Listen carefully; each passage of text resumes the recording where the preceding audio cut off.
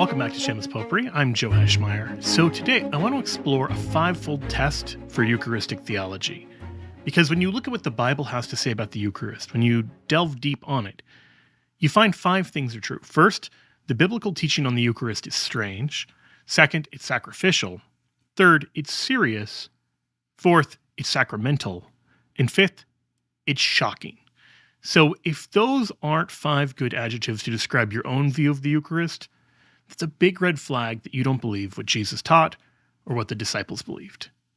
So I'll tell you at the outset, I'm adapting all of this from a book that I wrote recently called The Eucharist is Really Jesus, How Christ's Body and Blood Are Key to Everything We Believe.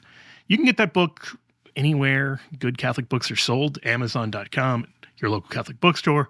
But if you get it at the Catholic Answer shop, shop.catholic.com, and as a Shameless Potpourri listener, put in SP33 as a promo code, you can get a 33% discount on the individual paperback or on the ebook. We also have really serious discounts for bulk rates. So if you want to buy it for your Bible study or for your parish, copies for as cheap as, I think, $3.50 if you get sets of 20 or more. So if you're interested in this and you want to go deeper, you can check it out there. With that said, let's turn to the fivefold test. First, that Christ's Eucharistic teaching is strange. What he's talking about in John 6 is really unusual, and we should understand that. Because look, a lot of times people say, oh yeah, sure, Jesus says, I'm the bread of life. But he also says things like, I'm the door for the sheep. And no one says Jesus is literally a door, so why would we take him literally here when there's so many other places when nobody takes him literally? That's a good question. And I think part of the answer to that question comes from taking a closer look at the text. Because when Jesus speaks in figures of speech, we see a couple things happen. The first is that nobody takes him literally. When he says, I'm a door for the sheep, everybody gets it. The second is that the crowd misunderstands him. And they think that he's speaking literally when he's speaking figuratively or symbolically. So, for instance, in John chapter 2, he says, destroy this temple, and in 3 days I'll rebuild it. Well, what happens when the crowd misunderstands Jesus is that either Jesus or the evangelist writing the account gives some clue that this is a misunderstanding. So in that instance in John 2, John quickly tells us he spoke of the temple of his body. In other instances, as when Nicodemus in John 3 misunderstands Jesus, Jesus quickly corrects him. Now, in John 6, you find Jesus correcting the misunderstandings of the crowd all over the place, but he's not saying, you're taking me too literally. He seems to be telling them they're not taking him literally enough. And we get this if you take a very close, careful look. Instead of just pulling a verse out of context, go through the chapter and look at the back and forth. Look at the conversation between Jesus and his listeners. And now to get a full sense, you need to know that this conversation really is built on a prior event. In the beginning of John 6, Jesus has the multiplication of the loaves, the feeding of the 5,000. And then he crosses the sea miraculously, and he gets to the other side. And he does this at night. But the crowds quickly realize where he is, and they come and they follow him. They go around the water. They can't cross the water miraculously. But Jesus calls them out, and he says in verse 26, you seek me not because you saw signs, but because you ate your fill of the loaves, right? Like, here's Jesus. He's just done the multiplication of the loaves, and now the crowd wants to be with him. Now, one reason that they could want to be with him is this guy's a miracle worker. But Jesus says that's not it. You're just after free food. And he says instead, in verse 29, this is the work of God, you believe in him whom he has sent.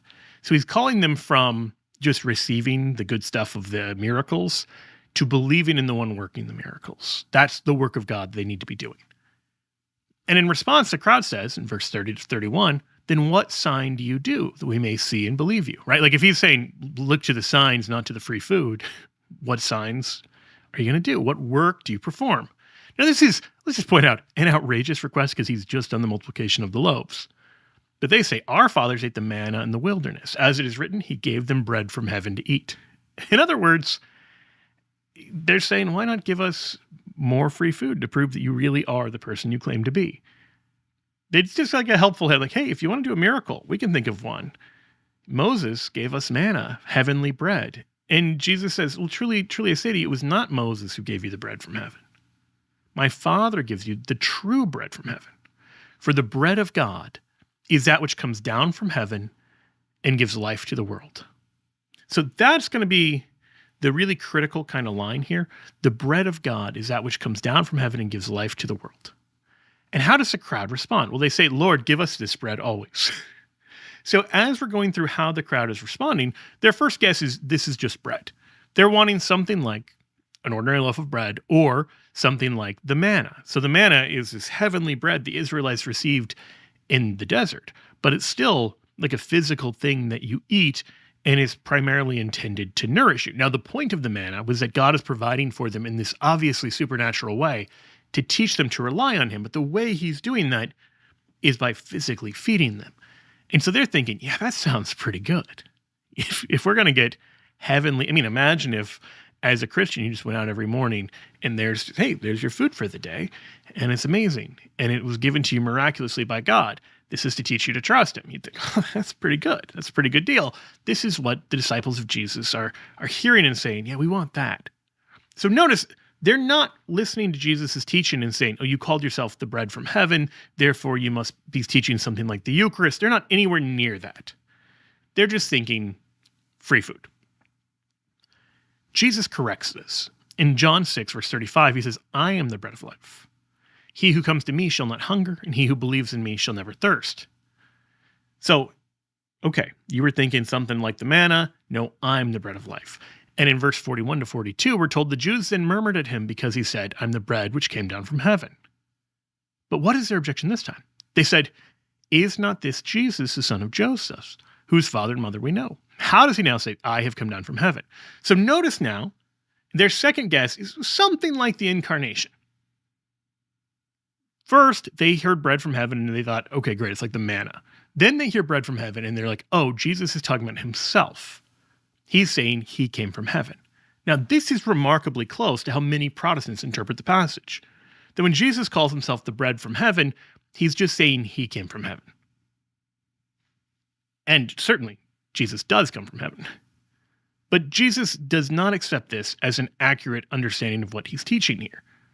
In verse 48, he pushes back. He says, I am the bread of life. Your fathers ate the manna in the wilderness, and they died. This is the bread which comes down from heaven, that a man may eat of it and not die. Verse 51, I am the living bread which came down from heaven. If anyone eats of this bread, he will live forever. Notice what details he added now. Not just, I'm the living bread, but the living bread is meant to be eaten. And the bread which I shall give for the life of the world is my flesh.